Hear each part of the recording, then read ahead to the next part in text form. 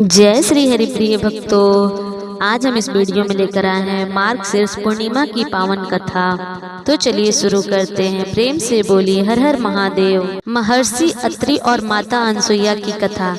जिनके तप सत्य और दिव्य तेज ने स्वयं त्रिदेव को भी विनम्र कर दिया था। महर्षि अत्रि तीनों लोकों में तप के लिए प्रसिद्ध थे और माता अनसुईया सतीत्व में अद्वितीय थी, जिनके नाम का उच्चारण करते ही समस्त बुराइयां दूर हो जाती थी। उनके आश्रम में सदैव सत्य, शांति और करुणा का वास था। एक समय देवताओं में यह चर्चा हुई कि माता अनसुईया का सतीत्व इतना प्रबल है कि कोई भी तपस्वी इनके बराबर नहीं। यह सुनकर त्रिदेव ब्रह्मा जी, विष्णु जी और महेश जी ने उनके सतीत्व की परीक्षा लेने के लिए निश्चय किया। तीनों भिक्षुकों के रूप में अति आश्रम पहुँचे। माता अनसुईया ने उनका सत्कार किया। त्रिदेव ने परीक्षा के रूप में कहा कि वे तभी भोजन स्वीकार करेंगे जब माता अनसुईया उन्हें निर्वस्त्र होकर भोजन कराएंगी।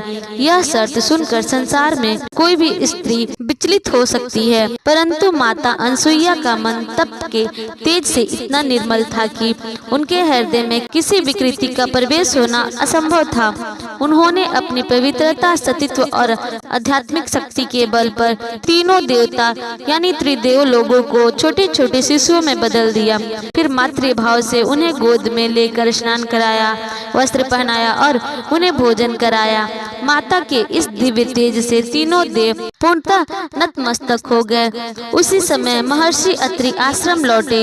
योग बल से उन्होंने पहचान लिया कि ये बच्चे कोई सामान्य शिशु नहीं, बल्कि ब्रह्मा, विष्णु और महेश स्वयं हैं। महर्षि और माता की भक्ति, तप और सत्य के आगे त्रिदेव सम्मान प्रकट हुए और बोले कि हे अनसुईया, तुम्हारे तप और सत्यत्व की विजय आज संपूर्ण सृष्टि को ज्ञात हो गई। कि तीनों देव इतने प्रसन्न हुए कि उन्होंने माता अत्रि को वरदान दिया कि वे स्वयं उनके पुत्र रूप में जन्म लेंगे।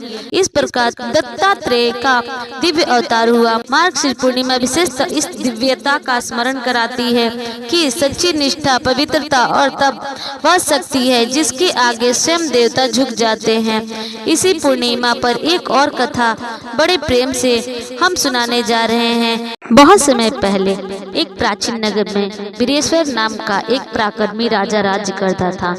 राजा धर्मात्मा था, प्रजा का पालन करता था और उसके राज्य में कभी किसी प्रकार का संकट नहीं आता था।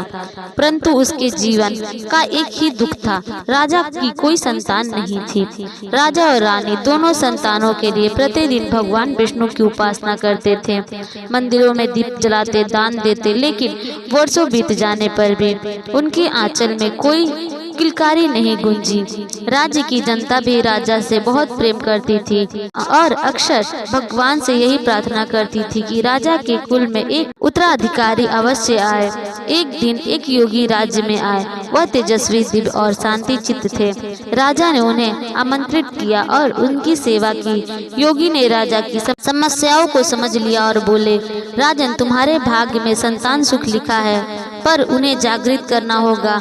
पूर्णिमा का व्रत करो, शुद्ध मन, सच्चे नियम और दृढ़ विश्वास के साथ चंद्रदेव प्रसन्न होंगे और तुम्हारे कुल में दिव्य संतान का जन्म होगा। रानी की आंखों में उम्मीद की दीप जल उठे। उन्होंने उसी क्षण संकल्प ले लिया कि हर पूर्णिमा को वे व्रत रखेंगी और श्रद्धा से चंद्रदेव की आराधना करेंगी। पूर्णिमा के दिन आया। रानी ने प्रातः स्नान किया, पीले वस्त्र धारण किए और भगवान विष्णु तथा चंद्रदेव की पूजा की। रात में चंद्रमा उदय होने पर रानी ने चंद्रदेव को अर्घ दिया और कहा, हे चंद्रदेव, जैसे आपकी ज्योति पूरे आकाश में प्रकाशित करती है, मेरी गोद भी संतान सुख से प्रकाशित हो जाए। उस रात रानी ने एक दिव्य स्वप्न देखा। स्वप्न में एक गौरवर्ण, उज्जवल, अत्यंत सुंदर बालक उनके सामने प्रकट हुआ और बोला, माँ चिंता मत करो, मैं तुम्हारे घर आऊंगा। पूर्णिमा का हर व्रत मेरी शक्ति को तुम्हारी ओर खींच रहा है। तुम मेरी माँ बनोगी और मैं तुम्हारे कुल में प्रकाश फैलाऊंगा। रानी की आंखों में अश्रु बहने निकले। सुबह होते ही उन्होंने यह स्वप्न राजा को सुनाया। राजा आनंदित हो उठे। लेकिन संसार में कुछ लोग ऐसे भी होते हैं जिन्हें दूसरों का सुख नहीं भाता। राज्य में एक दासी थी कुंती, जो रानी से ईर्ष्या रखती थी।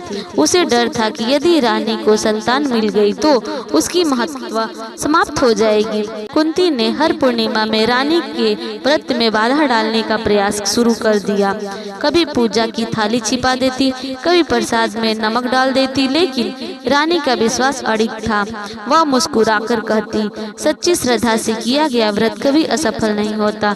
चंद्रदेव भी रानी की भक्ति से प्रसन्न होते जा रहे थे। 7वीं पूर्णिमा आई।